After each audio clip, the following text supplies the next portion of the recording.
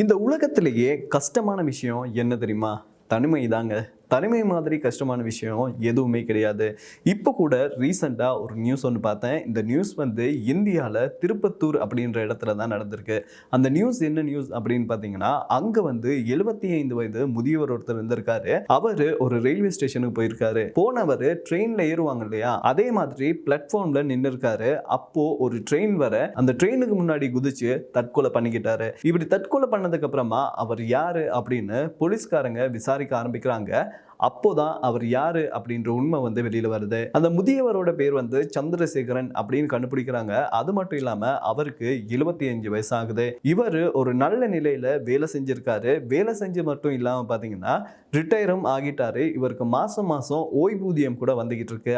அப்படி இருக்கும்போது இவர் ஏன் இப்படி பண்ணாரு அப்படின்னு பாத்தீங்கன்னா தனிமை தாங்க.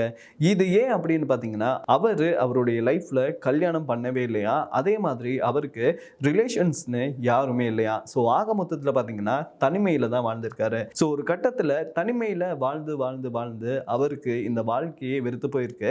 அது மட்டும் இல்லாமல் பார்த்தீங்கன்னா முதுமையில் சில பிரச்சனைகள் வரும் இல்லையா, அதாவது அவங்களுடைய வேலைகளை அவங்களே செய்ய முடியாது, நோய்வாய்ப்படுவாங்க. இப்படி முதியவர்களுக்கான பிரச்சனை வரும் இல்லையா, அதனாலையும் இவர் வந்து ரொம்பவே கஷ்டப்பட்டிருக்காரா. ஸோ ஆக மொத்தத்தில் பார்த்தீங்கன்னா தனிமையில் இப்படி கஷ்டப்பட்டு இருக்கும்போது தான் ஒரு நாள் வாழ்க்கையை முடிச்சுக்கலாம் அப்படின்னு இவர் அந்த ட்ரெயின் முன்னாடி குதிச்சு தற்கொலை பண்ணிக்கிட்டாரு. இப்படி தற்கொலை பண்ணுறதுக்கு முன்னாடி அவர் சில விஷயங்களை பண்ணியிருக்காருங்க. அது என்ன விஷயம் அப்படின்னு பார்த்தீங்கன்னா, போலீஸ்காரங்க இவருடைய பேரை வந்து கண்டுபிடிச்சிட்டாங்க. இந்த பேரை வச்சு விசாரிக்கும் போது தான் அவருடைய வீடை வந்து கண்டுபிடிக்கிறாங்க. அந்த வீட்டில் போயிட்டு சர்ச் பண்ணும்போது தான் ஒரு நோட்டை கண்டுபிடிக்கிறாங்க. அந்த நோட்டில் நான் சொன்ன முதியவர் ஒரு லெட்டர் மாதிரி ஒன்று எழுதி வச்சிருக்காரு. அதில் அவர் என்ன எழுதி வச்சிருக்காரு அப்படின்னு பார்த்தீங்கன்னா, என்னுடைய தற்கொலைக்கு யாருமே காரணம் இல்லை, நான் தான் காரணம். என்னால வயசு போன காலத்தில் வர்ற சில பிரச்சனைகளை என்னால தாங்கிக்க முடியல, அதனால தான் நான் இப்படி ஒரு முடிவு எடுத்தேன். என்னுடைய தற்கொலைக்கு யாருமே காரணம் இல்லை அப்படின்னு எழுதி வச்சுட்டு இந்த விபத்து நடந்ததுக்கு அப்புறமா அவரை வந்து பிரேத பரிசோதனை செய்யணும். அது மட்டும் இல்லாம சுடுகாட்டில் இவரை வந்து தகனம் பண்ணணும் இல்லையா, அதுக்காக 25,000 ரூபாய் எடுத்துக்கொள்ளுங்க அப்படின்னு சொல்லி 25,000 ரூபாயையும் விட்டுட்டு போயிருக்காரு. இது மட்டும் இல்லாம பாத்தீங்கன்னா, நான் முன்னாடியே சொல்லியிருந்தேன் இல்லையா, இவர் வந்து ஒரு நல்ல பொசிஷன்ல ஒர்க் பண்ணியிருக்காரு. ஒர்க் பண்ணவர் ரிட்டையர் ஆயிருக்காரு. இவருக்கு மாசம் மாசம் ஓய்வூதியம் வந்திருக்கு. ஸோ இப்படி தற்கொலை பண்றதுக்கு முன்னாடி இவர் அந்த ஓய்வூதியம் வேணாம் அப்படின்னு அதை நிறுத்தி இருக்காரு.